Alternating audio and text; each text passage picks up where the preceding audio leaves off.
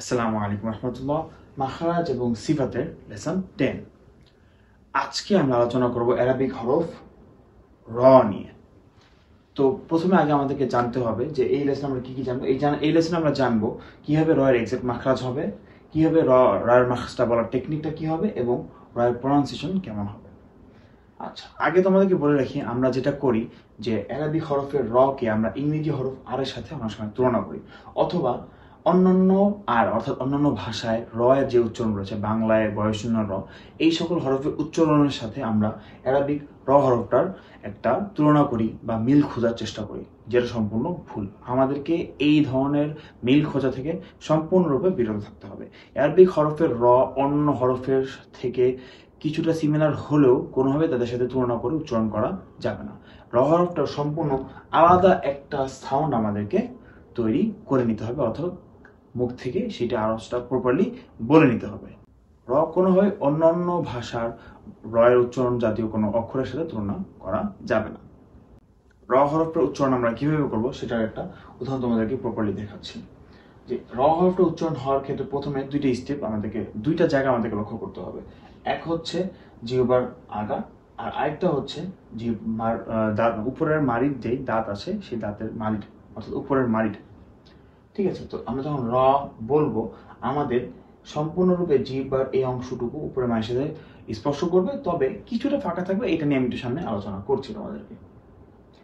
তো দেখো, জিহ্বার আগা থেকে আগে জানতে হবে জিহ্বার আগা থেকে যে হরফগুলো উচ্চারিত হয় সেগুলো কি কি। জিহ্বার আগা থেকে 3টা হরফ উচ্চারিত হয়, অর্থাৎ আমরা আগের লেসনগুলো তোমরা পড়েছো, আরো হরফ উচ্চারিত হয়, বাট একই মাখরাজের আওতায় 3টা হরফ আসে, অর্থাৎ লাম, নুন এবং তারপরে হচ্ছে র। তো এখানে আমি লামের আলোচনা দেখেছি যে লাম যখন আমরা বলবো আমাদের জিহ্বার কতটুকু অংশ উপরের মাড়িকে স্পর্শ করবে সেটা আমি তোমাদেরকে নীল মার্ক করে দেখিয়ে দিয়েছি।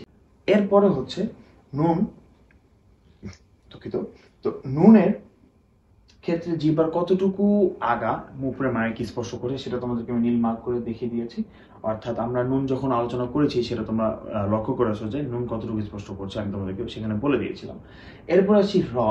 র এর ক্ষেত্রে যেটা হবে, জিহ্বার আগা স্পর্শ করবে, তবে সামনে জিহ্বার আগা কিছুটা অংশ ফাঁকা থাকবে। দেখো, এই জন্য আমি ফুল জিহ্বার এতটুকু পুরো আগাটুকুকে আমি নীল মার্ক করিনি, কিছুটা ফাঁকা রেখে, যেন তোমরা পার্থক্যটা দেখে এইভাবে বুঝতে পারো। ঠিক আছে, এরপর আলোচনা যাচ্ছি আমি। তো জিহ্বার আগার কিছুটা অংশ বাকি রেখে আমরা র হরফটাকে উচ্চারণ করব। তো যেটা কি করতে হবে আমাদেরকে, জিহ্বাটাকে আমাদের উপরের যে দাঁতের যে মাড়ি রয়েছে সেই মাড়িটাকে স্পর্শ করাতে হবে, তাহলে র হরফটার উচ্চারণ প্রপারলি হয়ে যাবে ইনশাআল্লাহ। এখন আরেকটা বিষয় হচ্ছে, তোমাদেরকে দেখো আমি এখানে মার্ক করে দেখিয়ে দিয়েছি যে লাল মার্ক করে দেখিয়েছি যে কোথা থেকে আসবে, উচ্চারণটা হবে, জিহ্বাটা কোথায় স্পর্শ করবে, অতঃপর নুন কোন জায়গায় স্পর্শ করবে, অতঃপর র কোথায় স্পর্শ করবে। অর্থাৎ একদম উপরের মাড়ির একদম ভিতর থেকে হবে লাম, মধ্যবর্তী স্থান থেকে হচ্ছে নুন, এবং উপরের দাঁতের যে মাড়ি রয়েছে সেই মাড়ির সবচেয়ে কাছের থেকে উচ্চারণ হবে হচ্ছে র। অর্থাৎ প্রথমে লাম, তারপরে নুন, তারপরে র।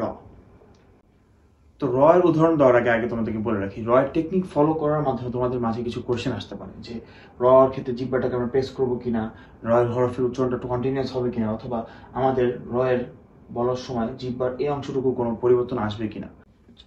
প্রেসিং দ্য টাং, হ্যাঁ, এটার ক্ষেত্রে যেটা হবে আমাদের জিহ্বার আগাটা একটু সামনে স্পর্শ করবে, তবে যেটা করতে হবে বলেছিলাম জিহ্বার একটু আগা বাকি থাকবে। যেমন এখানে আমি উল্লেখ করে দিয়েছি, দেখো যে আমি যখন যখন বলছি তখন কি হবে, একটু ফাঁকা আমাদের এখানে থেকে যাবে। ঠিক আছে, এই কারণে আমি বলেছিলাম যে জিহ্বার আগা স্পর্শ করবে, তবে র এর ক্ষেত্রে জিহ্বার আগাটা পরিপূর্ণরূপে স্পর্শ করবে, কিন্তু কিছুটুকু ফাঁকা থাকবে।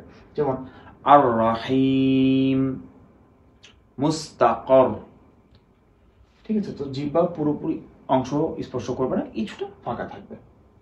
আচ্ছা, আর 2 নম্বর কোয়েশ্চেন থাকে তোমাদের যে র হরফের উচ্চারণ কন্টিনিউয়াস কিনা। হ্যাঁ, র হরফের উচ্চারণ কন্টিনিউয়াস। ঠিক আছে, এবং আমি মনে করি এর মাধ্যমে যখন র হরফটা তোমরা কন্টিনিউয়াস ভাবে উচ্চারণ করবে, এর মাধ্যমে তোমাদের র হরফটা একটা প্রপার উচ্চারণ করার একটা প্র্যাকটিসও হয়ে যাবে। র আর এরকম একটা প্র্যাকটিস তোমাদের হয়ে যাবে।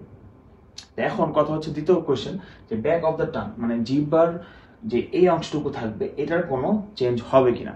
হ্যাঁ, এটা চেঞ্জ হতে পারে, তবে সেই ক্ষেত্রে দুইটা অবস্থা, রটা হয়তো হেভি হবে অথবা লাইট হবে। তো র যখন হেভি হবে তখন এটা খুবই সহজ, অর্থাৎ তখন আমাদের জিহ্বার আগাটা, মানে জিহ্বার গোড়াটা কোনো রূপে কোনো রকমের চেঞ্জ হবে না। যখন হেভি হবে, যেমন র, মারদ, ঠিক আছে। আর যখন র হরফটা লাইট হবে, ঠিক আছে, তখন আমাদের জিহ্বার এই অংশটুকু অর্থাৎ জিহ্বার গোড়াতে কিছুটা চেঞ্জ আসবে, ঠিক আছে। কদির, আর রিহ, আর রিহ। আর র বলার সময় তোমাদেরকে এই ধরনের কিছু ভুল অ্যাভয়েড করতে হবে। সেটা হচ্ছে, আমরা যেটা করি র হরফটা বলার সময় আমরা আমাদের মুখটাকে গোল করে ফেলি, ঠিক আছে, আর র, আর রহ। তো এটা করা যাবে না কোনোভাবেই। র হরফ বলার সময় কোনোভাবেই আমাদের মুখকে গোল করা যাবে না, ঠিক আছে। অর্থাৎ আমাদের মুখের মুভমেন্টটা নর্মাল অন্যান্য হরফের ক্ষেত্রের মতন থাকবে। আর রহমানির রহিম, ঠিক আছে। আর আমরা আরেকটা যেটা ভুল করি, র হরফটাকে আমরা ইংরেজি শব্দ র, আর এ ডাবল র এর সাথে তুলনা করি। তো সেই ক্ষেত্রেও ভুল হবে, কারণ র হালকা হয়, তখন হরফ উচ্চারণ, র হরফের উচ্চারণটা কিছুটা চেঞ্জ হয়। তো আমাদের এগুলো ফলো করা থেকে বেঁচে থাকতে হবে। তো এই গেল আমাদের রয়ের আলোচনা। আমি যথেষ্ট চেষ্টা করেছি তোমাদেরকে বুঝিয়ে দেওয়ার মতন আলোচনা করতে। আশা করি তোমরা বুঝে গেছো। তাছাড়াও যদি কারো কোনো কোয়েশ্চেন থেকে থাকে, আমাদের ইনবক্সে, আমাদের কমেন্ট বক্সে অবশ্যই নক করবে, আমাদেরকে মেসেজ করবে, আমরা তোমাদের অবশ্যই উত্তর দিব। দেখা হবে আগামী ভিডিওতে। ততক্ষণ পর্যন্ত ভালো থাকবে, দোয়া করবে। আসসালামু আলাইকুম।